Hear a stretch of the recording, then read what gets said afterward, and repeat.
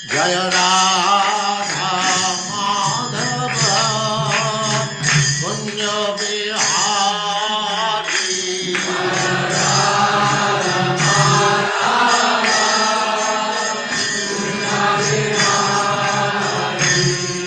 जय राधा माधव कुंज बिहारी।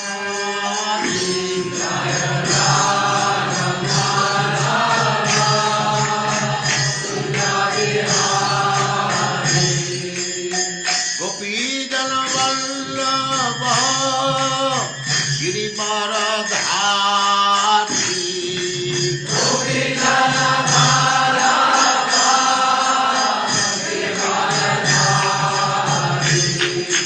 गोपी जन वल्लभ गिरिवरधारी।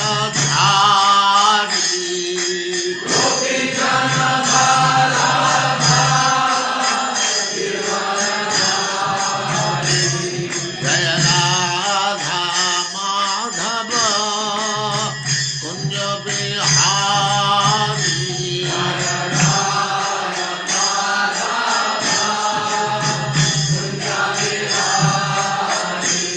जय राधा माधव कुंज बिहारी।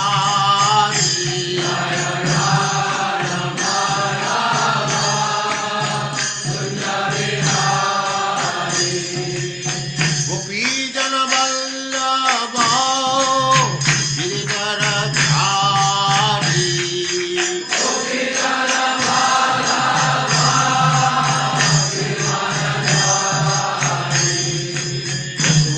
यशोदानंदन व्रज जन रंजन।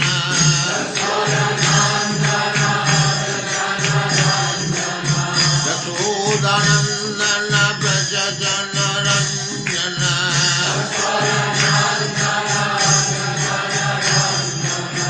जमुना तीर वनचारी।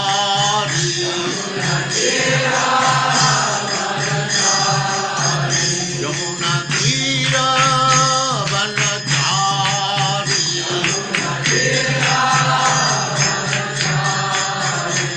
जय राधा माधव कुंज बिहारी।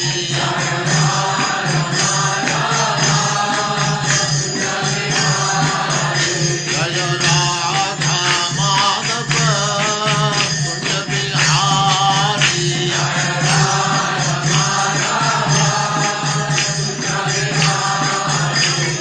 गोपी जन वल्लभ गिरिवरधारी।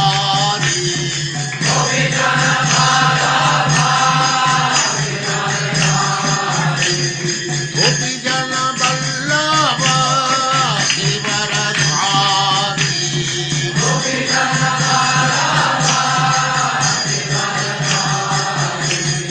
यशोदानंदन व्रज जन रंजन। यशोदानंदन व्रज जन रंजन। जमुना तीर वनचारी। जय राधा माधव कुंज बिहारी।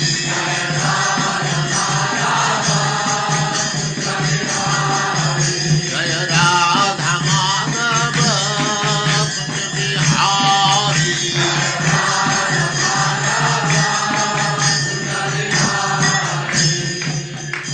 ओम नमो भगवते वासुदेवाय। ओम नमो भगवते वासुदेवाय। ओम नमो भगवते वासुदेवाय।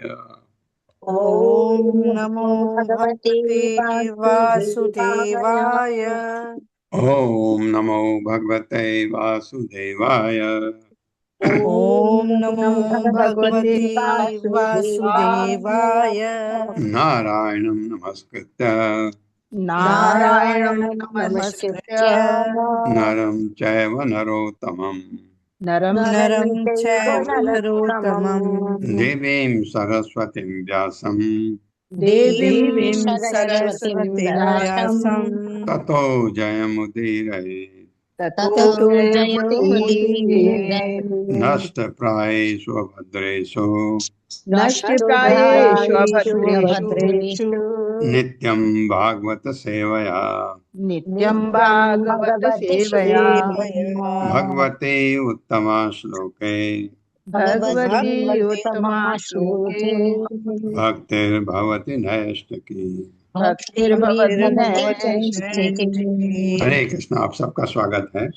हरे हरे कृष्णा कृष्ण प्रभु जी, शत शत प्रणाम। हाँ, तो ये तात्पर्य पढ़ा था, मैं एक बार फिर पढ़ता हूँ 25वें श्लोक का। मेरे साथ पढ़िएगा। माने हुए विद्वान माने हुए विद्वान ज्ञान जो यह घोषित करते हैं कि जो यह तो घोषित ये करते हैं कहते हैं कि कि पदार्थ ही जगत का उद्गम है, पदार्थ ही ही जगत का उद्गम उद्गमन है है, कि आत्मा के स्थायी गुणों को नष्ट किया जा सकता है। कि कि आत्मा के आत्मा के स्थायी स्थायी गुणों गुणों को को नष्ट नष्ट किया जा सकता सकता है, कि आत्मा तथा पदार्थ के पृथक पक्षों से मिलकर आत्मा बना है। कि आत्मा कि तथा तथा पदार्थ के पदार्थ पक्षों के से पक्षों से मिलकर मिलकर आत्मा बना आत्मा है। बना है। आत्मा बना है। एक तो आत्मा बना है, कहते हैं आत्मा नष्ट किया जा सकता है, या कि भौतिक व्यापारों से सच्चाई बनी हुई है। या कि भौतिक व्यापारों से व्यापारों से सच्चाई सच्चाई बनी बनी हुई है। हुई है। हाँ, भौतिक व्यापार, भौतिक कला कार्यकलाप। ऐसे विद्वान ऐसे विद्वान उन भ्रांत विचारों पर उन भ्रांत विचारों पर अपनी शिक्षाओं को आधारित करते हैं, अपनी शिक्षाओं को आधारित करते हैं, जो सत्य को छिपाते हैं। जो सत्य को छिपाते हैं। हाँ, उनका सत्य को छिपाने का एक्चुअली कोई इरादा नहीं था, लेकिन उन्होंने ऐसा किया जिससे सत्य छिप गया। यह द्वैत धारणा की यह द्वैत धारणा धारणा की की जीव प्रकृति के 3 गुणों से उत्पन्न है। जीव प्रकृति के तीन 3 गुणों से उत्पन्न है। अज्ञान जन्य मात्र है। अज्ञान जन्य मात्र है। ऐसे ही धारणा का आपस में कोई आधार नहीं है, ऐसी धारणा का आपस में में कोई आधार नहीं है, क्योंकि आप समस्त भ्रम क्योंकि आप समस्त भ्रम यानी मोह से परे हैं। यानी मोह से परे मोह हैं। से हाँ, हैं। ये कौन कह रहा है? वेद की स्तुतियां भगवान को कह रही हैं। ऐसा है, लेकिन उन्होंने ऐसा किया, लेकिन आप तो मोह से परे हैं, भगवान तो उससे परे हैं और पूर्ण चेतना का भोग करने वाले हैं। और पूर्ण चेतना का भोग करने वाले हैं। हाँ, एक्चुअली आपको बड़ी खुशी होगी ये देख करके कि हमारे भारतवर्ष में बड़े बड़े ऋषि मुनि पैदा हुए, जिन्होंने ये साइंटिस्ट क्या कहते हैं आज, इसकी बात बिल्कुल फर्क है। उन्होंने कहा कि ब्रह्मांड कैसे बना है, उसके देखे कुछ न कुछ उन्होंने सहयोग किया है। इतने विद्वान थे, अपनी अपनी हाइपोथेसिस, अपने विचार रखे उन्होंने, एक के बाद एक के बाद एक के बाद एक, जब तक कि वेद अभ्यास का वेदांत सूत्र नहीं आया, तब तक उनमें कहीं न कहीं कमी रही। उसके बारे में हमारे यहाँ 5 भारतवर्ष में जो दर्शन शास्त्र है, जिसको फिलोसफी कहते हैं, ये 5 मुख्य हैं।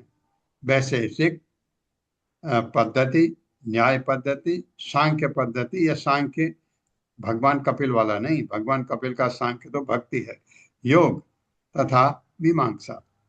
बड़े बड़े ऋषि हैं, उन्होंने अपने अपनी थ्योरी दी कि ये सब ऐसे बना है, और बहुत इंटरेस्टिंग भी है। कुछ ने ये कहा कि बिना अच्छे कर्म करके आपका कल्याण नहीं हो सकता।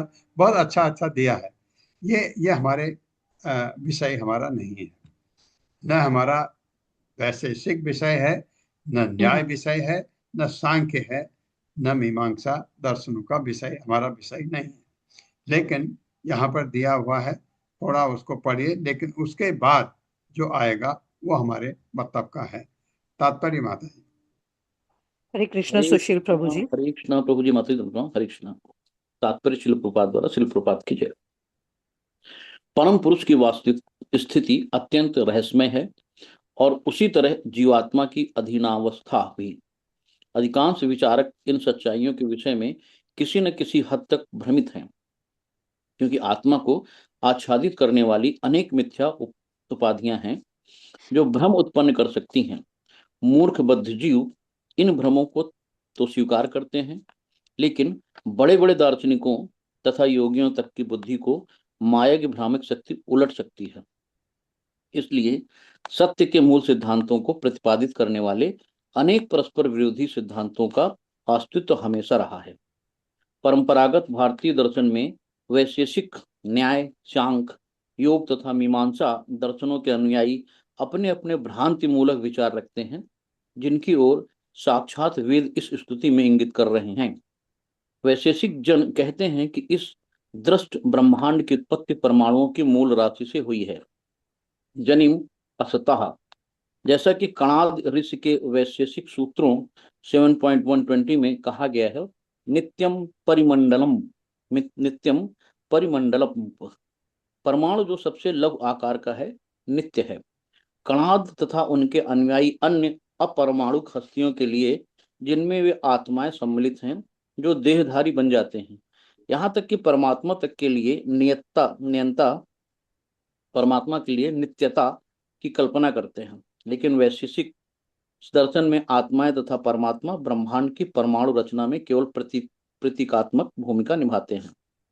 शील कृष्ण द्वैपायन वेद व्यास ने इस मत की आलोचना करके वेदांत सूत्र 2.212 की में की है। उभयथापिना कर्मातस्तद्भावः। इस सूत्र के अनुसार कोई यह दावा नहीं कर सकता कि सृष्टि के समय परमाणु पहले परस्पर संयोग करते हैं, क्योंकि उन्हीं के संलग्न किसी कर्म स्पंदन से प्रेरित होते हैं। क्योंकि जटिल रूपों से संयोग करने के पूर्व परमाणुओं की आदि अवस्था में कोई ऐसा नैतिक उत्तरदायित्व नहीं होता जिससे वे पाप तथा पुण्य अर्जित कर सकें। ना ही परमाणुओं के आदि संयोग की विवेचना जीवों के शेष कर्म के प्रतिफल के रूप में की जा सकती है, क्योंकि ये प्रतिफल जीव के अपने होते हैं और वे एक जीव से दूसरे जीव में स्थानांतरित नहीं किए जा सकते। तो फिर निष्क्रिय परमाणुओं में स्थानांतरित करने के विषय में तो क्या ही कहना। नहीं, क्या है ये देखिए, यहाँ पर बिल्कुल आप समझिए, कर्म आपके आपके शरीर में के अगर परमाणु से ये माना भी जाए थोड़ी देर, तो अब आप दूसरा जन्म लेंगे तो ये परमाणु का कार्य दूसरे परमाणु में स्थानांतरित कैसे हो सकता है? ये बिल्कुल अटपटा लगता है ये। और महान विद्वान कणाद ऋषि ने ये अपनी थ्योरी दी, ये वैशेषिक वाली। पढ़िए पढ़ो। हरे कृष्ण। विकल्प के रूप में जन्म असतः, ये पंतजलि ऋषि के योग दर्शन का भाव लिया जा सकता है, क्योंकि उनके योग सूत्र में शिक्षा दी गई है कि किस तरह कोई आसन तथा ध्यान की यांत्रिक विधि से ब्रह्मत्व प्राप्त कर सकता है। पंतजलि की योग विधि को यहाँ असत कहा गया है, क्योंकि इसमें भक्ति के अनिवार्य पक्ष परम पुरुष की इच्छा के प्रति आत्मसमर्पण की अवहेलना की गई है। जैसे कि भगवान श्री कृष्ण ने भगवद गीता 17.28 में कहा है, अश्रद्धया हुतम दत्तम तपस्तप्तम कृतम चयत असद इत्युच्यते पार्थ न च तत्प्रेते नो इह। हे प्रथापुत्र, यज्ञ, दान तथा तप के रूप में परम पूर्ण के प्रति श्रद्धा के बिना की गई कोई भी वस्तु अस्थाई है, वो असत कहलाती है और इस जीवन में तथा अगले जीवन दोनों के लिए व्यर्थ होती है। योग सूत्र प्रकारांतर से श्री भगवान को केवल सहायक के रूप में स्वीकार करता है, जिसका उपयोग प्रगति कर रहे योगी कर सकते हैं। ईश्वर प्रणिधानात् वा, ईश्वर का भक्ति में ध्यान एकाग्रता पाने का एक अन्य साधन है। इसके विपरीत बादरायण वेद व्यास के वेदांत दर्शन में भक्ति में सेवा को न केवल मोक्ष का मूल साधन माना गया है, अपितु मोक्ष से अभिन्न माना गया है। अप्राणात् तत्रापि हि तृष्णम। श्री भगवान की पूजा मोक्ष प्राप्त होने तक चलती रहती है और जैसा कि वेद बतलाते हैं मुक्त अवस्था में भी चालू रहती है। हाँ, तो और तुम इसका मतलब जो ये आपका पतंजलि का योग पद्धति है जिसमें भगवान को आत्मसमर्पण करना को निषेध किया है, तो ये तो एक्सेप्ट ही नहीं किया जा सकता है। उसके लिए थोड़ा एक्सप्लेनेशन है इनके बारे में। ये जो 5 भारतीय दर्शन के बारे में है, आप विकिपीडिया में जाइए, ये सारा डिटेल इनके बारे में है। कब ये हुआ, कब क्या हुआ, डिटेल यहाँ की इनके डिटेल की जरूरत है नहीं। पढ़िए प्रभु, गौतम ऋषि आते हैं। हरे कृष्ण। गौतम ऋषि ने न्याय सूत्र में प्रस्तावित किया है कि मोह तथा दुख का निषेध करके मोक्ष प्राप्त किया जा सकता है। दुख जन्म प्रवृत्ति दोष मिथ्या ज्ञाननानाम उत्तरोपाये तदंतरा भावात अपवर्गः। मिथ्या धारणा, बुरा चरित्र, बंधनकारी कर्म, पुनर्जन्म तथा दुख को क्रमशः दूर करने से ही अंतिम मोक्ष प्राप्त किया जा सकता है, क्योंकि एक के मिट जाने से दूसरा मिटने लगता है। लेकिन न्याय के दर्शन वेत्ताओं का विश्वास है कि चेतना आत्मा का अनिवार्य गुण नहीं है। इसलिए वे शिक्षा देते हैं कि मुक्त आत्मा में कोई चेतना नहीं रहती। इस तरह मुक्ति का न्याय विचार आत्मा को मृत पत्थर की अवस्था में रख देता है। न्याय दर्शन वेत्ताओं द्वारा आत्मा की आंतरिक चेतना को मारने के प्रयास को ही यहाँ पर साक्षात वेदों द्वारा सतो मृतिम कहा गया है। लेकिन वेदांत सूत्र एक स्वर से कहता है गोत एव, जीवात्मा सदैव ज्ञाता है। तो इसका मतलब गौतम ऋषि ने एक्चुअली बहुत अच्छा कहा कि अच्छा करके ही ये जो है बुरा चरित्र, बंधनकारी कर्म, पुनर्जन्म, ये सब मिथ्या, इस चीज को मिटा करके ही आप आगे बढ़ सकते हैं और मोक्ष प्राप्त कर सकते हैं। बीच में ये कह दिया, ये तो एक्सेप्टेबल ही नहीं है कि चेतना जीव में होती नहीं, मुक्त आत्मा तो होते ही नहीं है, चेतना नहीं होती है। ये कंट्राडिक्टरी हो गया जो हम भगवत गीता से सुनते हैं या वेद अभ्यास से सुनते हैं वेदांत सूत्र में। पढ़िए प्रभु। यद्यपि आत्मा चेतन तथा सक्रिय दोनों हैं, किंतु सांख्य दर्शन के समर्थन जीवनी शक्ति के इन दोनों कार्यों को गलती से पृथक करते हैं। आत्मन ये च विधाम, और चेतना को आत्मा यानी पुरुष से तथा सक्रियता को भौतिक प्रकृति से जोड़ते हैं। सांख्य कारिका के अनुसार तस्माच विपर्यासात् सिद्धम साक्षित्वं पुरुषस्य केवलम माध्यस्थम दृष्टत्वम अकर्तुभावश्च।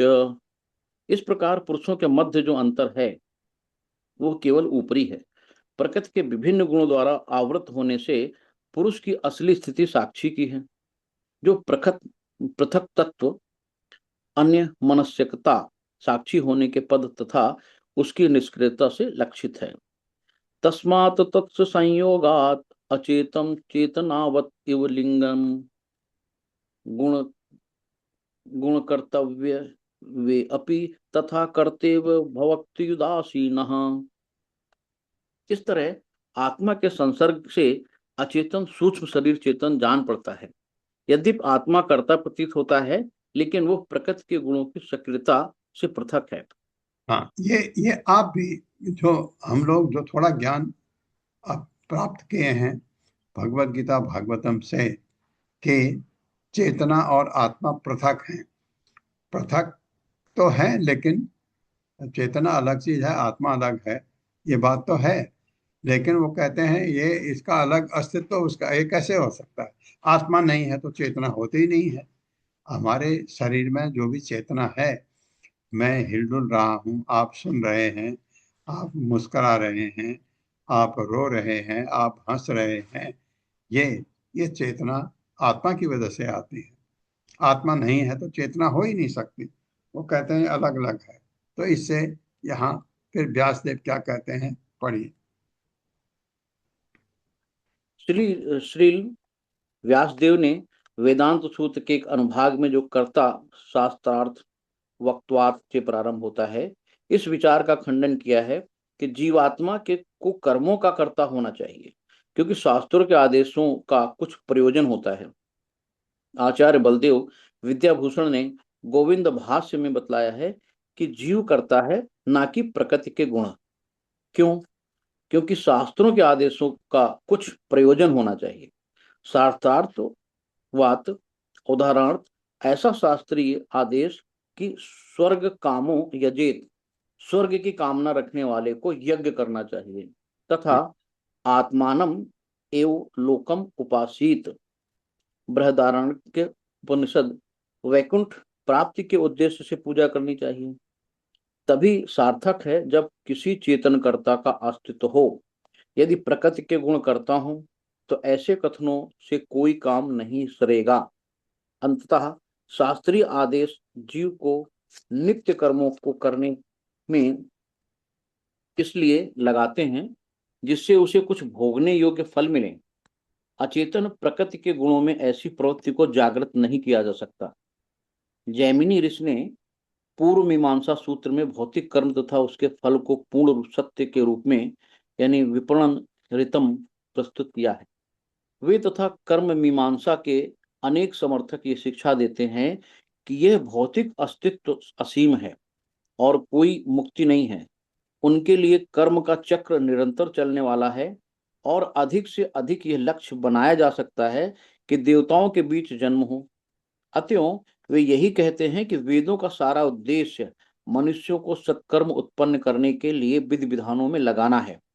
इसी तरह परिपक्व आत्मा का मुख्य कर्तव्य वेदों के यज्ञ विषयक आदेशों के सही अर्थ को समझना और उन्हें संपन्न करना है। चोदना लक्षणों अर्थो धर्मः, कर्तव्य वो है जो वेदों के आदेशों द्वारा सूचित होता है।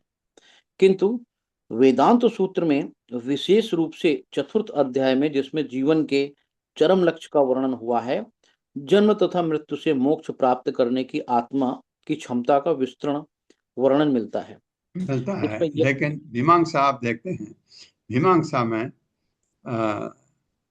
कौन जैमिनी ऋषि है ना, हाँ जैमिनी ऋषि ने मीमांसा पद्धति दी, काफी अच्छा दिया, काफी कुछ बताया है, लेकिन वो अपने में पूरा नहीं है। इसलिए इनके बारे में अध्ययन करना इच्छा करती है कि कैसे कैसे इनके सिद्धांत थे, उसको करके उसके बाद जब वेद व्यास का वेदांत सूत्र आता है तो ये फिर इनको पढ़ने की जरूरत नहीं पड़ती, लेकिन जिज्ञासा है पढ़ने की, अवश्य पढ़िएगा, पढ़िए। किंतु वेदांत सूत्र में विशेष रूप से के चतुर्थ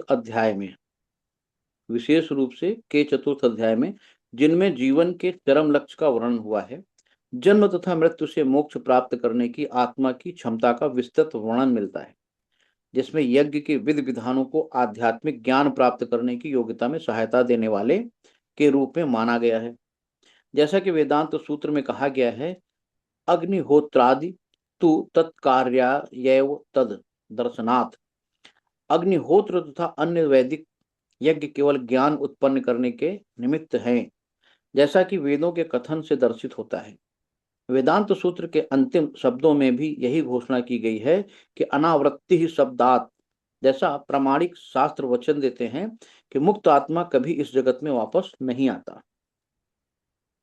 इस तरह तर्क वितर्क पर आधारित ज्ञानियों के भ्रमकारी निष्कर्ष सिद्ध करते हैं कि बड़े बड़े विद्वान तथा मुनिजन भी प्रायः अपनी ईश्वर प्रदत्त बुद्धि के दुष्प्रयोग से मोहग्रस्त हो जाते हैं, जैसा कि कठ उपनिषद का कथन है, अविद्यायाम अंतरे वर्तमाना स्वयं धीरा पंडितम मन्यमानाः जघन्यमानाः पर्यंत मूढ़ा अनधे नैव नियमाना यथान्धाः। अज्ञान के चुंगल में पड़कर तथा कथित विशिष्ट जन अपने आप को विद्वान मान लेते हैं। वे इस संसार में मूर्ख बनकर उसी तरह घूमते हैं जैसे कि किसी एक अंधे के द्वारा ले जाया जाने वाला अन्य अंधा। ये अपने आप मूर्ख बनते हैं, एक बात है, और बहुत सारे लोग जो बहुत इनोसेंट पब्लिक है वो भी मूर्ख बन जाते हैं इनके चंगुल में फंसकर। सांख्य योग, न्याय, वैशेषिक, मीमांसा तथा वेदांत, इन 6 परंपरागत वैदिक दर्शनों में से केवल बादरायण व्यासकृत वेदांत ही त्रुटि रहित है, और वो भी केवल तब जब उसकी व्याख्या प्रमाणिक वैष्णव आचार्यों द्वारा की गई हो। वे तो जी प्रभु जी। ये बिल्कुल, एक मिनट में लेता हूँ प्रभु, कि वेदांत सूत्र वेद व्यास का लिखा हुआ, उसको मायावादी उन सूत्रों का अर्थ अलग लगाते हैं अपने पक्ष में। इसलिए यहाँ पर लिखा हुआ है कि वेदांत का वेद त्रुटि रहित है जबकि जब तक कि उसकी व्याख्या प्रमाणिक वैष्णव आचार्यों द्वारा की हुई हो। वैष्णव आचार्य उसकी व्याख्या सही ढंग से करते हैं और मायावादी अपनी तरफ से व्याख्या करते हैं। इसका आपको जीता जागता सच जो पक्ष है वो तब मिलेगा जब हम चैतन्य चरितामृत पढ़ेंगे और जब सुनेंगे कि पुरी में सार्वभौम भट्टाचार्य महान प्रकांड विद्वान थे, वेदांत सूत्र याद था उनको पूरा, चैतन्य महाप्रभु को पूरा सुनाया अपने घर में। मेरे ख्याल से हफ्ता लगा, वो पढ़ते सुनाते गए, चैतन्य महाप्रभु चुपचाप सुनते रहे। कि उनको कहा कि वो सन्यासी, ये तो वैष्णव सन्यासी है, ये तो सन्यासी बनना चाहिए इधर का, मैं तुमको ये सुनाता हूँ। तब ये बड़ा इंटरेस्टिंग स्टोरी है, आप पढ़ेंगे, हम पढ़ेंगे साथ में चैतन्य चरितामृत में। और उनको लगा ये बहुत यंग सन्यासी है, शायद इसके समझ नहीं आ रहा। 7 दिन तक लगातार वो बोलते रहे, ये सुनते रहे। फिर सार्वभौम भट्टाचार्य ने कहा कि आपके समझ में कुछ, आपको कुछ कहना है, आपके समझ में आया? तो भगवान ने कहा कि मैं तो बहुत मूर्ख हूँ, मेरे समझ में तो ज़्यादा आता नहीं है, लेकिन जैसा मैं जानता हूँ, इतने वेदांत सूत्र पढ़े पूरे, उन्होंने कहा कि इस अध्याय का ये सूत्र, इसमें जो ये व्याख्या आपने की, उसकी व्याख्या मेरी समझ से ऐसे होनी चाहिए। ऐसे करते करते करते करते पूरा उन्होंने बता दिया कहाँ कहाँ व्याख्या में गलती हुई है। सार्वभौम भट्टाचार्य मायावादी, निर्विशेषवादी, और वो देखते रह गया कि ये यंग सन्यासी जो इतना यंग है, इतना छोटा है, ये तो आदमी तो है ही नहीं। इतना मैंने पढ़ा, कितना मैंने टाइम लगाया पूरा वेदांत सूत्र याद करने में। महान पंडित थे वो, जबरदस्त विद्वान थे सार्वभौम भट्टाचार्य। और उसके बाद तब मुझे इसका, मैंने आत्मसात किया, मैं तो इसको सुना रहा हूँ, ये तो एक एक चीज बता रहा, कहाँ क्या है। थोड़ा देखते रहा, एकदम उनके चरणों पर इतना बड़ा विद्वान करके रोने लग गया सार्वभौम भट्टाचार्य कि मेरे से आपको पहचानने में गलती हुई है। जो विद्वान होगा और जो अध्यात्म को समझता है, उसको समझ आ जाता है कि ये किसके सामने में हूं। और भगवान ने उठाया सार्वभौम भट्टाचार्य को। तो सबसे पहले चैतन्य महाप्रभु ने भगवान कृष्ण का के रूप में दर्शन उसी को दिया था। नहीं तो क्योंकि वो तो भक्त के रूप में आए थे, कभी आपको ऐसे दिखाते नहीं थे, कहीं कहीं पर दिखाते थे, लेकिन ऐसे पब्लिक में नहीं, क्योंकि वो भक्त के रूप में थे। तो ये बहुत बढ़िया दर्शन है, क्योंकि उन्होंने, मैं क्यों कह रहा हूँ ये, क्योंकि अगर ये क्या है, प्रमाणिक वैष्णव आचार्य, तो आचार्य वैष्णव आचार्यों के आचार्य थे। उन्होंने वो जब इसका वेदांत सूत्र की व्याख्या करते हैं तो ये शिक्षा सही है। अदरवाइज जैसे निर्विशेषवादी, इसकी आपको पता है, शंकराचार्य के सारे फॉलोअर जो उसकी व्याख्या है दूसरे ढंग से करते हैं। पढ़िए। तो भी इन छहों मत में से हर एक का वैदिक शिक्षा के विषय में कुछ न कुछ योगदान है। नास्तिक सांख्य प्राकृतिक तत्वों का विकास सूक्ष्म तत्वों से स्थूल की ओर बतलाता है। पतंजलि का योग ध्यान की 8 पतंजलि विधियों पतंजलि पतंजलि पतंजलि पतंजलि का योग ध्यान की 8 विधियों का वर्णन करता है। न्याय तर्क की विधियां प्रस्तुत करता है। ऐच्छिक सत्य की मूलभूत आध्यात्मिक कोटियों पर विचार करता है और मीमांसा शास्त्रों की व्याख्या के मानक उपकरण जुटाता है। इन छहों के अतिरिक्त भी बौद्ध, जैन तथा चारवाक जैसे दर्शन हैं जो अधिक पथभ्रष्ट हैं और जिनके शून्यवाद तथा भौतिकवाद के सिद्धांत सनातन आत्मा की आध्यात्मिक अखंडता से इनकार करते हैं। अंततोगत्वा केवल परमेश्वर ही ज्ञान के विश्वसनीय स्रोत हैं। श्री भगवान अवबोध रस अबाध दृष्टि के असीम आगार हैं जो दृष्ट संकल्प के साथ उन पर निर्भर रहते हैं। उन्हें वे ज्ञान का दिव्य चक्षु प्रदान करते हैं। अन्य लोग जो अपने खुद के तार्किक सिद्धांतों में लगे रहते हैं उन्हें माया के धुंधले पर्दे से होकर सत्य को खोजना पड़ता है। तो इसलिए जितने भी ये पद्धति हैं हमारे 5 जो बताई गई, इनमें पहले वाली जिनको हम नकारते जा रहे हैं उनका कंट्रीब्यूशन है। उन्होंने अरे आप लगाए पहले तो कुछ भी नहीं था, तो उन्होंने बताया परमाणु से बना है ये ब्रह्मांड।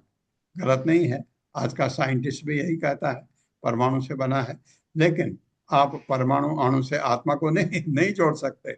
और उन्होंने अंट संट उसमें अंट संट नहीं बोला, जो उनके उस समय विचार थे उस हिसाब से बोला, लेकिन सबों ने कुछ ना कुछ कंट्रीब्यूट किया है। जब कभी भी कोई हाइपोथेसिस देता है या कोई एक्सपेरिमेंट करता है, कुछ ना कुछ कंट्रीब्यूट हमेशा करता है। तो इसका बहुत अच्छे ढंग से लिखा गया वेदव्यास ने कि उन्होंने ये तो प्रभुपाद के शिष्यों का लिखा है। उन्होंने बहुत अच्छी तरह समराइज किया कि सबका कंट्रीब्यूशन है। लेकिन आप जो वेदांत सूत्र है वही त्रुटि रहित है, बशर्ते कि वैष्णव आचार्य उसको समझाए तब। अब श्रीधर स्वामी आते हैं जो कंक्लूड करते हैं। श्रील श्रीधर स्वामी स्तुति करते हैं। मिथ्या तर्क सुकर्क शेरित महा वादांत धकारांतर भ्राम्यन्वंत मदेरन मंत महिमस्त्वत् ज्ञान वर्तमास्फुटम श्रीमन्माधव वामन त्रिनयन श्री शंकर श्रीपते गोविंदेति मुदा वदन मधुपते मुक्त कदा श्यामहम। मिथ्या तर्क के कट विधियों द्वारा पल्लवित उन उच्च दर्शनों के अंधकार में घूमने वाले मोहग्रस्त आत्मा के लिए हे दिव्य यश के स्वामी, आपका यथार्थ ज्ञान अलिखित रहता है। हे मधुपति, हे लक्ष्मीपति, मैं माधव, वामन, त्रिनयन, श्री शंकर, श्रीपति तथा गोविंद आदि आपके नामों का प्रसन्नता पूर्वक उच्चारण करते हुए कब मुक्ति प्राप्त करूंगा। हरे कृष्णा धन्यवाद जी। हरे कृष्णा माता जी। और विनती कहीं किसको कही है, मैं कल इसको देख रहा था कि इसमें मैं माधव, वामन, त्रिनयन भी तो शिव जी है, त्रिनयन तो श्री शंकर भी शिव जी हैं, श्रीपति तथा गोविंद आपके नामों का प्रसन्नतापूर्वक उच्चारण करते हुए कब मुक्ति प्राप्त करूंगा। किसको कह रहे हैं? हे मधुपति, हे लक्ष्मीपति, भगवान को कह रहे हैं कि शिव जी का नाम उच्चारण करके, क्यों? महान वैष्णव है। आप किसी वैष्णव का उच्चारण करते हैं, नाम करते हैं, तो शिव शिव बहुत अच्छी बात है, जबकि आप उनसे उनका नाम उच्चारण करते हैं ताकि आपको भगवत प्राप्ति हो। इस पक्ष से कभी गलत नहीं है। कूड़ा करकट मांगना बिल्कुल गलत। पूजा इससे 26वें श्लोक में चलता हूं, तो ये समझ आ गया कि बहुत सारे फिलोसफीज आई, दर्शन शास्त्र हमारे देश के भी 5 खास उनका वर्णन है। उसमें से वेदांत सूत्र ठीक है, त्रुटि रहित है। वेदांत सूत्र भी तब जब उसकी व्याख्या वैष्णव आचार्य करे, और वैष्णव आचार्य उसकी व्याख्या हमारे ढंग से नहीं करते हैं, क्योंकि हम हैं कौन जो हम भगवान के अस्तित्व को मानते हैं और भगवान के धाम जाना चाहते हैं, अपना अपना भगवान की सेवा करना चाहते हैं, धाम जाना चाहते हैं, भक्त रूप में नहीं, एक मनुष्य रूप में हम भी चाहते हैं उतना अच्छी जगह वहाँ हम जाएं, और भगवान कहते हैं आ जाओ, इधर आ जाओ। लेकिन भगवान के धाम जाने के लिए बहुत तपस्या करनी पड़ती है, बहुत कुछ 3 गुणों को पार करना पड़ता है। ये चीजें हैं कि हम तो ये मानते हैं जो भगवत गीता में कहा है भक्ति मार्ग, ये मानते हैं। तो इससे उनको हम पीछे, उनको, उन ऋषियों को जिन्होंने अपने अपने वध दिए, उनको नमस्कार करते हुए आगे बढ़ते हैं। वेदांत सूत्र को जो चैतन्य महाप्रभु ने कहा या उनके अनुयायी ने जो उसकी व्याख्या की है, वेदांत सूत्र तक मानते हैं, जो इनका वर्णन हुआ है 25वें श्लोक में। तद एव मनः त्रिवृत, त्रिवृत तो डबल है, त्रिवृत त्वयि विभाति असद, असद आ मनुजात। आ शब्द का मीनिंग है सद अभिमृशन्ति अशेषम इदम आत्मतया आत्मविदः, नहि विकृतिं त्यजन्ति कनकस्य तदात्मतया, स्वकृतम अनुप्रविष्टम इदम आत्मतया अवसितम। मेरे साथ, सद एव मनः त्रिवृत त्वयि विभाति असद आ मनुजात। तदेव एव मनः मनः विभाति असत् आमनुजात्। मनुजात। सद अभिमृशन्ति अशेषम इदम आत्मतया आत्मविदः, तदभिमिषन्ति अशेषमिदम् आत्मतयात्मविदः। Very good. नहि विकृतिं त्यजन्ति कनकस्य तदात्मतया, नहि विकृतिमित्यजन्ति कनकस्य तदात्मतया, स्वकृतम अनुपृष्टम इदम आत्मतया अवसितम। स्वकृतम् अनुप्रविष्टमिदम् आत्मतया अवसितम्।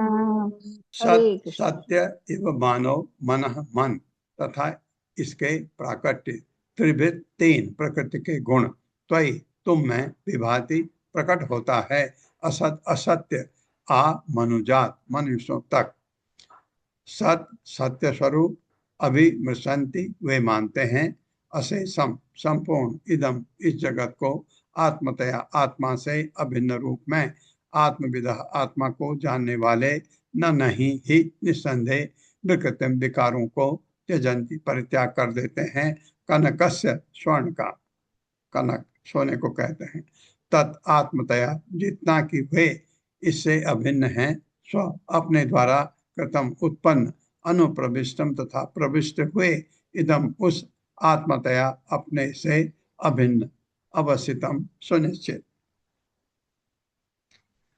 मेरे साथ पढ़े, इस जगत में सारी वस्तुएं, इस जगत में सारी वस्तुएं सरलतम घटना से लेकर सरलतम घटना से लेकर जटिल मानव शरीर तक, जटिल मानव शरीर तक प्रकृति के 3 गुणों से बनी है।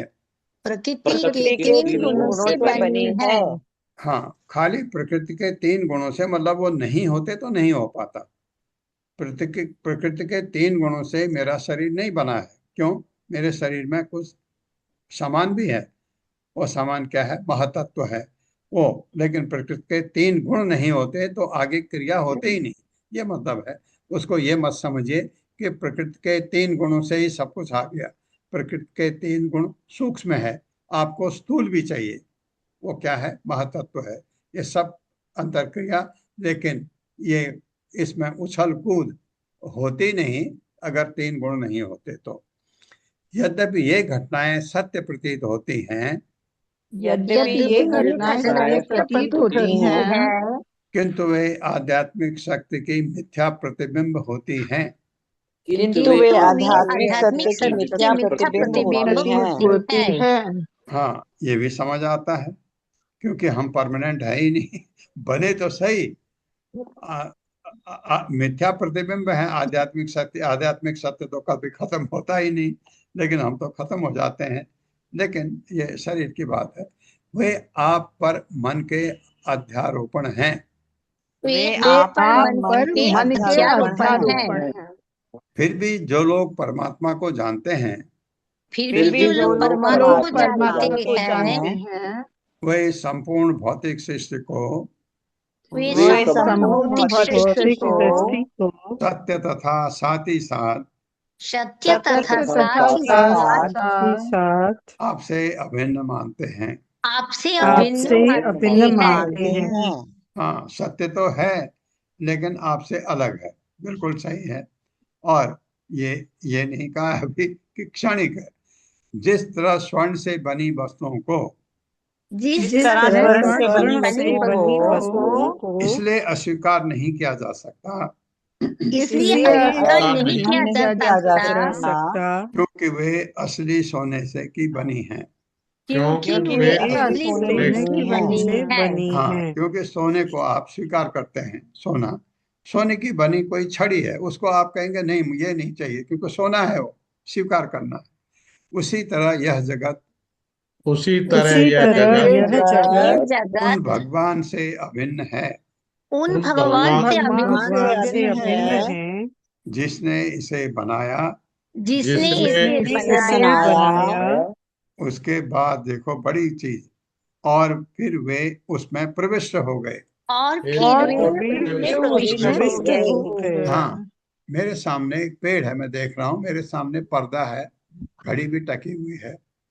ये इसको मैं नकार नहीं सकता। क्यों? क्योंकि भगवान प्रविष्ट हैं इसमें। अंडांतरस्थ परमाणु चयंतरस्तम गोविंदमादि पुरुषम तमहम भजामि। हर एटम में भगवान है, ये कहा है ना ब्रह्म संहिता में। सामने पेड़ है, ये पेड़ भगवान की कृपा से है। पत्थर है और बहुत दूर पहाड़ है, भगवान की कृपा से है, तो इसलिए मैं उसको नकार नहीं सकता। बहुत बढ़िया एग्जाम्पल दिया है।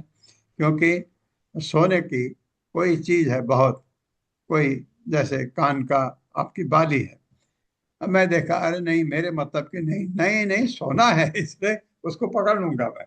ऐसा एक हमारी भौतिक जो इच्छाएं हैं उस हिसाब से। इसलिए इस ब्रह्मांड में ये आपसे पृथक होते हुए भी हमको स्वीकार करना पड़ता है, क्योंकि ये आपकी बनी है और आप इसमें प्रवेश हुए हैं परमात्मा के रूप में। तात्पर्य माता जी। हरे कृष्ण हरे जगदीश कृष्णा प्रभु जी, हरे कृष्णा माता जी, दंडवत प्रणाम। तात्पर्य शिला प्रभुपाद के शिष्यों द्वारा। शिला प्रभुपाद की जय। एक दृष्टि से दृश्य जगत सत्य अर्थात सत्य है और दूसरे वह नहीं असत्य भी है।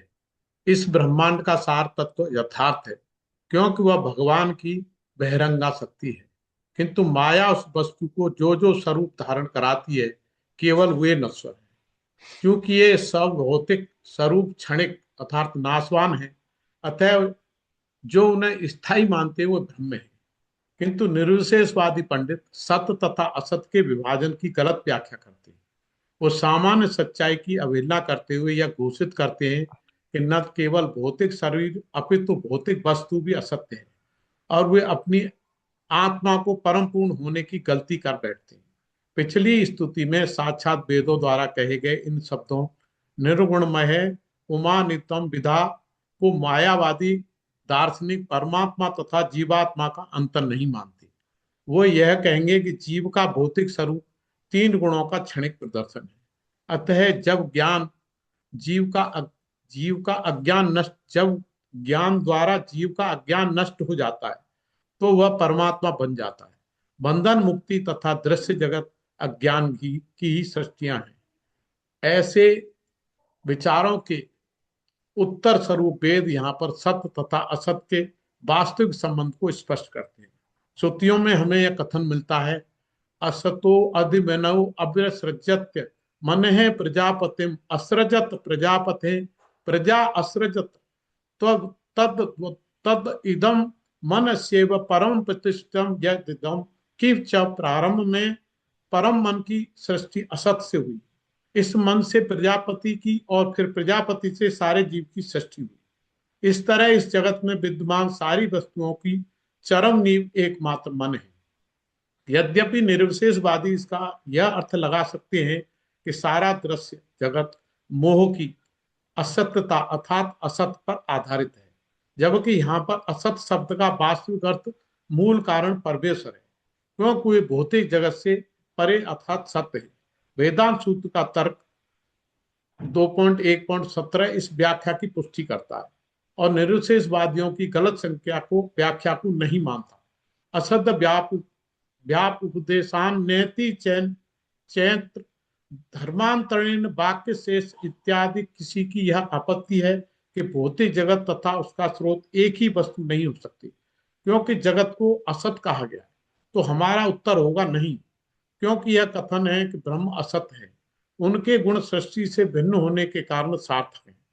इस प्रकार तैत्तिरीय उपनिषद 2.7.1 में कहा गया, असदवा इदमग्र आसीत, इस सृष्टि के प्रारंभ में केवल असत विद्यमान था। शील जीव गोस्वामी के मतानुसार उपयुक्त अंश में आया हुआ अधिमनय शब्द ब्रह्मांड के संयुक्त मन के शासक भगवान अनिरुद्ध का दुक्तक है, जो श्री नारायण के श्वास रूप में तब प्रकट होता है जब वो सृष्टि करना चाहते हैं। प्रजापति तो ब्रह्मा है और अन्य सभी उत्पन्न जीवों के पिता हैं। इसका वर्णन महानारायण उपनिषद में मिलता है। अथ पुनरेव नारायण है सो अन्य कामम मनसा ध्याय तस्य ध्यान अंत स्थस्य ललान स्वदो अपिपत ता इमाम प्रतताप तासु तेजो हिरण्यम अंडम तत्र ब्रह्मा चतुर्मुखो आज्ञात। तब नारायण ने अपनी दूसरी इच्छा का ध्यान किया और वे सोच रहे थे तो उनके मस्तक से पसीने की एक बूंद गिरी। इसी बूंद के खमीर बनने में समस्त भौतिक सृष्टि का विकास हुआ। उसमें से अग्नि तुल्य ब्रह्मांड का सुनहरी अंडा निकला और उसके भीतर चतुर्मुख ब्रह्मा ने जन्म दिया। जब कोई वस्तु बनाई जाती है तो उसके अवयव के कारण के विकार के रूप में प्रकट होती है, जैसे कि सोने से बने आभूषण। जिस व्यक्ति का स्वर्ण की इच्छा होगी वह सोने के कुंडल या हार को ठुकराएगा नहीं, क्योंकि ये वस्तुएं भी स्वर्ण है, यद्यपि वे परिवर्धित है। इस सांसारिक उदाहरण में सच्चे ज्ञानी लोग पुरुष तथा उनके भौतिक और दिव्य दोनों प्रकार के अंशों में भेदाभेद सामने देखते हैं। इस तरह यह दिव्य ज्ञान उन्हें मोह के बंधन से मुक्त करता है, क्योंकि तब वे भगवान की समूची सृष्टि में भगवान का दर्शन पा सकते हैं। बहुत अच्छा प्रभु, ये बहुत अच्छा उदाहरण देते हैं प्रभुपाद के विनीत भक्त। सोने को जो चाहता है वो सोने से बनी किसी चीज से घृणा नहीं करेगा, इसलिए जो भगवान को चाहता है वो भगवान से बनी कोई चीज पर घृणा नहीं करेगा, वो उसको स्वीकार करेगा। तो यही ये भौतिक जगत जो है भगवान का बनाया है, और लेकिन जो आपके मायावाद में क्या है, वो कहते हैं मिथ्या है, और हम क्या कहते हैं, हम कहते हैं मिथ्या नहीं, क्षणिक है, परमानेंट नहीं है। ये बात है।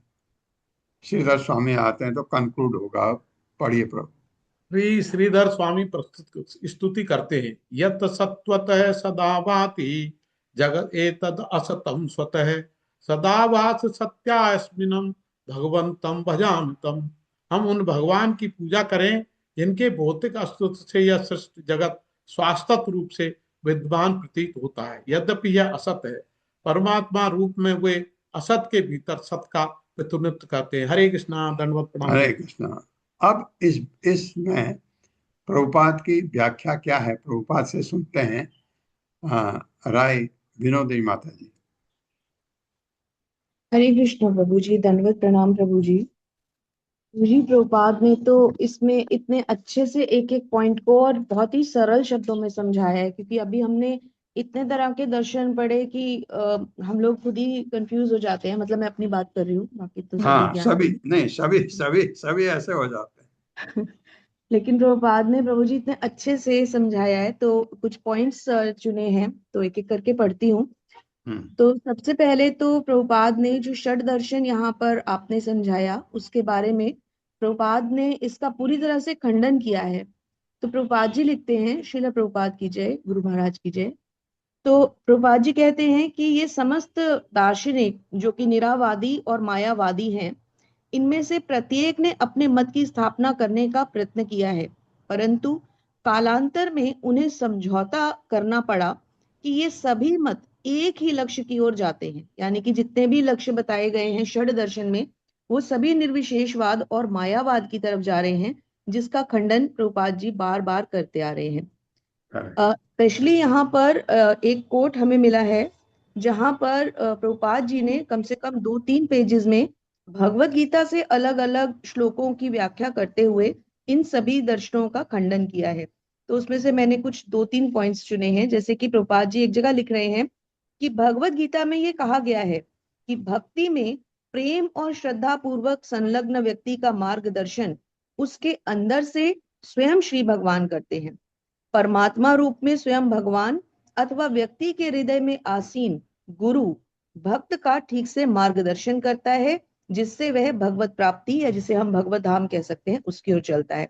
तो प्रभुपाद जी ने इसको सारा कंक्लूड करके भक्ति से रिलेट करते हुए समझाया है कि अगर हम भगवत गीता से शिक्षाएं लें तो पूरा का पूरा मायावाद और दर्शन और निर्विशेषवाद दर्शन पूरा खंडित हो जाता है। हाँ, खत्म हो जाता जी आगे प्रभुपाद जी समझाते हैं, यद्यपि भौतिक तत्वों को भौतिक कारणों के रूप में स्वीकार किया जाता है, तथापि परम कारण स्वयं श्री भगवान है, जो कि भगवत गीता का कथन है।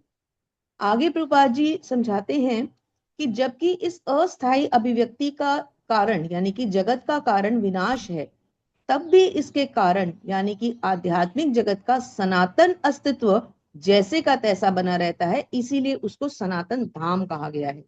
है।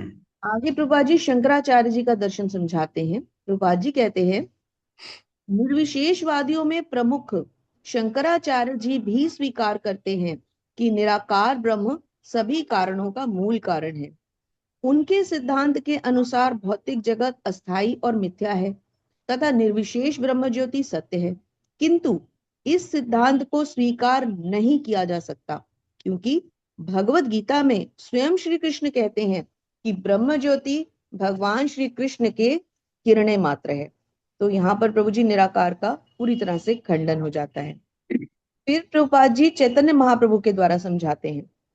प्रभुपाद जी लिखते हैं, निर्विशेषवादियों का सबसे खतरनाक सिद्धांत तो यह है कि उनके अनुसार जब श्री भगवान अवतरित होते हैं तो वे भौतिक त्रिगुणों के अधीन यह शरीर हाँ, धारण करते हैं। यह कथन अपराधपूर्ण है।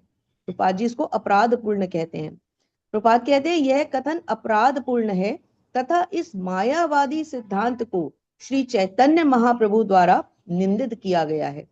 उन्होंने कहा है कि यदि कोई ये सोचे कि श्री भगवान के दिव्य शरीर का निर्माण इस भौतिक प्रकृति के अधीन हुआ है, तो ये भगवान विष्णु के प्रति एक महान अपराध है। हाँ, ये चैतन्य महाप्रभु ने कहा। चैतन्य महाप्रभु ने कहा है। और प्रभु जी इसके मतलब इसकी सपोर्ट में प्रभुपाद जी ने भगवान की जो दिव्य सच्चिदानंद विग्रह शरीर है उसको प्रभुपाद जी ने बहुत अच्छे से समझाया है। कृष्णा बुक में 750 नंबर पेज पे पूरा का पूरा भगवान के सच्चिदानंद दिव्य शरीर की व्याख्या करते हुए प्रभुपाद जी ने चैतन्य महाप्रभु के सिद्धांत को स्थापित किया है। आगे प्रभु जी नेक्स्ट वाले का भी ले लेते हैं प्रभु जी, जो अभी हमने 26वां श्लोक पढ़ा, उसमें से भी 3 पॉइंट्स निकलते हैं प्रभु जी। तो पहला पॉइंट उसमें से आता है कि किस प्रकार मायावाद और वैष्णव धर्म का जो व्याख्या यहाँ पे की गई है उसका श्रील प्रभुपाद ने बहुत सुंदर निकाला है, हमने एक्सट्रैक्ट। तो प्रभुपाद जी श्रील रूप गोस्वामी का एक कथन इसमें लेकर उससे हमें समझा रहे हैं। तो प्रभुपाद लिखते हैं, भौतिक जगत की इस धारणा का श्रील रूप गोस्वामी ने अतीव सुंदरता से स्पष्टीकरण किया है। तो इसको मैं शॉर्ट में मैंने नोट्स बनाए हैं कि श्रीला रूप गोस्वामी ने कहा है कि इस तथ्य से अज्ञात रहकर कि यह भौतिक जगत भी परमेश्वर का विस्तार है, भौतिक जगत को माया अथवा मिथ्या मानकर त्याग देने का व्यवहारिक रूप से कोई मूल्य नहीं है। किंतु वैष्णव जन इस जगत के प्रति मोह से मुक्त हैं, क्योंकि सामान्यतया भौतिक जगत को इंद्रिय तृप्ति की विषय वस्तु के रूप में स्वीकार किया जाता है, परंतु वैष्णव जन इंद्रिय तृप्ति के पक्ष में ना होते हुए, क्योंकि प्रभु जी इसको शॉर्ट में लेती हूँ, क्योंकि वैष्णव जन जो है वो किसी भी चीज को स्वीकार करते हैं भगवान की सेवा के रूप में। तो इसलिए यहाँ पर श्रील रूप गोस्वामी ने भी समझाया है कि यदि हम इस जगत को मिथ्या या असत्य मानते हैं तो वैष्णव इसका खंडन करते हैं, क्योंकि वैष्णव तो सभी तरह की सेवा को, भौतिक जगत में आने वाली सेवाओं को भी भगवान से जोड़ते हुए एक सुअवसर की तरह लेते हैं। प्रभु जी, ऐसा इसमें अलग धारणाओं को समझाया गया है। बहुत सुंदर है, क्योंकि ये जो आपने बताया कि जो चीजें भी हैं इधर भौतिक जगत में, आप उनका इस्तेमाल करते हैं भगवान की सेवा के लिए और उन्हीं के द्वारा ये निर्मित है, ऐसा मानते हैं हम। और इसका उपयोग भी हम उतना ही करें जितना जरूरी है, नहीं ज्यादा तो भगवान की संपत्ति का विदोहन हो जाएगा, ऐसा भी है। ऐसा हालांकि ये परमानेंट नहीं है, क्योंकि ये भौतिक ब्रह्मांड की सृष्टि सिर्फ सिर्फ सिर्फ हमारे लिए, हमारा कल्याण हो इसलिए भगवान इसकी सृष्टि करते हैं, अदरवाइज उसकी जरूरत नहीं है। तो ठीक है, ऐसा करते हैं। हो गया ना माता जी आपका? जी प्रभु जी, एक इसमें छोटी सी व्याख्या है, वो कल के श्लोक से रिलेटेड है, उसको कल ले लेंगे प्रभु जी।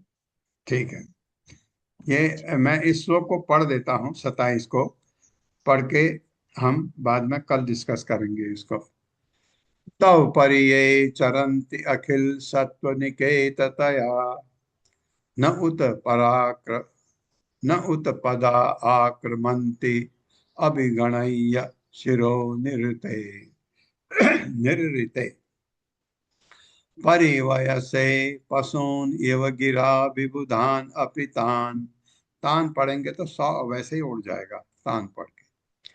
त्वयि कृत सौहृदा खलु पुनन्ति न ये विमुखा। मेरे साथ, तव परिये चरन्ति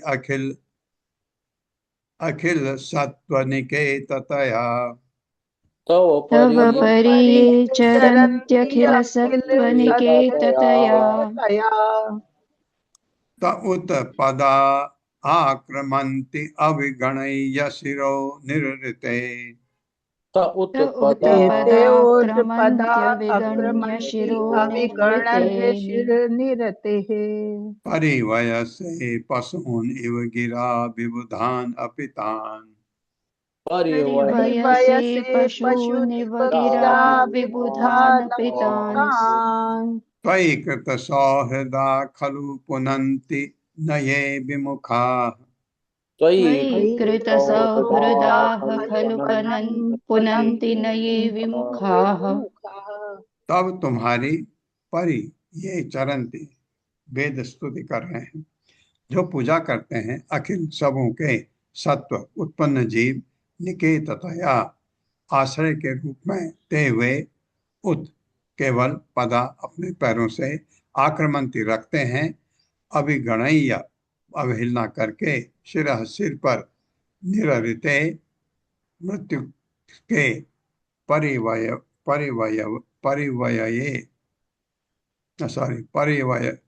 से तुम बांध देते हो पशुओं की तरह गिरा आपके वेद के शब्दों से विबुधान चतुर अपि भी तान उनके त्वयि जिसको कृत बनाने वाले सौहृदा मैत्री खलु निस्संदेह पुनंति पवित्र करते हैं न नहीं ये जो विमुखा शत्रुतापूर्ण। मेरे साथ पढ़िए, जो भक्त आपको समस्त जीवों के आश्रय रूप में पूजते हैं, समस्त जीवों के आश्रय के रूप में पूजते हैं, वे मृत्यु की परवाह नहीं करते वे मृत्यु की परवाह नहीं करते और उनके सिर पर और उनके सिर पर आप अपना चरण रखते हैं। आप अपना चरण रखते हैं। लेकिन आप वेदों के शब्दों से लेकिन आप वेदों के शब्दों से अभक्तों को पशु की तरह बांध देते हैं। अभक्तों को पशुओं की तरह बांध देते हैं। हाँ, क्योंकि वो बद्ध आत्मा है, भले ही वे प्रकांड विद्वान क्यों न हो। भले ही वे प्रकांड विद्वान क्यों न हो। प्रकांड विद्वान किस चीज का? भौतिक ज्ञान का, क्योंकि आध्यात्मिक ज्ञान में प्रकांड है ही नहीं वो। अगर ऐसा है तो उसका ये हाल तो हो ही नहीं सकता। आपके स्नेहिल भक्तगण ही आपके स्नेहिल भक्तगण ही अपने को तथा अन्यों को शुद्ध कर सकते हैं। शुद्ध कर सकते हैं। आपके प्रति शत्रु भाव रखने वाले नहीं। आपके प्रति शत्रु भाव रखने वाले नहीं। हाँ, न तो खुद शुद्ध हो सकते हैं, न दूसरों को शुद्ध कर सकते हैं। आप शुद्ध हुए, आपके साथ मैं बैठा, आपने कहा माला उठाओ, माला उठाई, जपो, जपा। फिर आपने सिखाया मुझे कि ऐसे ऐसे करो, ऐसे आगे बढ़ो, और ऐसे एक भक्त हैं उनकी क्लास अटेंड करते हैं, चलो आ जाओ। देखा एक महान भक्त प्रवचन दे रहे हैं, सुना, कुछ समझ आया नहीं आया, आपने मुझे समझाया, मुझे समझ आया, मेरा ज्ञान थोड़ा बढ़ा, और आपने भगवत गीता पकड़ाई, मैंने पढ़ी, समझ आया, कम आया, आपने समझाया, वो समझ आया। तद विधि प्रणिपातेन परिप्रश्नेन सेवा उपदेश त्याग ते ज्ञानम ज्ञानिन तत्वदर्शिन। गुरु आपको मान लिया मैंने, क्योंकि आप भगवान के महान भक्त हैं, मैंने देखा आप महान हैं, तो मेरे लिए तो आप ही भगवान हैं। आपने कहा नहीं, भगवान मैं नहीं हूँ। प्रभुपाद को यही कहा था ना अमेरिका में, आप तो भगवान जय। प्रभुपाद ने कहा नहीं, मैं भगवान नहीं, भगवान का दास का दास का दास का दास हूँ, भगवान का। इसलिए उनको लोगों ने इतना सम्मान दिया प्रभुपाद को। ऐसे भक्त बने जो, ऐसा है यहाँ का कोई व्यक्ति भक्त बन सकता है जहाँ तो भगवान नाम कृष्ण को भी वो नहीं जानते थे। इस व्यक्ति के प्रति इतने आसक्त क्यों हो गए? देखा इसमें कोई कमी है ही नहीं, ये आदमी अपने लिए कुछ भी नहीं करता है। ये देखा प्रभुपाद कुछों को लेके आए, 2-3 लोगों को लेके आए जो भक्ति में थोड़ा आगे बढ़ चुके थे, इंडिया लेके आए। उन्होंने अपने मित्रों को अमेरिका लिखा कि यहाँ बहुत सारे हैं गुरु, वैष्णव बहुत हैं, लेकिन प्रभुपाद जैसा कोई नहीं है। कितना बड़ा चीज है कि आपका भक्त आपके बारे में ऐसा बोले, आपका डिसाइपल ऐसा बोले। ये बहुत ही सुंदर जो है इवनिंग क्लास में सुना हमने। ऐसा उन्होंने लिखा, यहाँ बहुत हैं, बहुत अच्छे भी हैं, और मंदिर हैं, लेकिन उतने सुंदर नहीं हैं जितने प्रभुपाद ने वहाँ बनवाए हैं।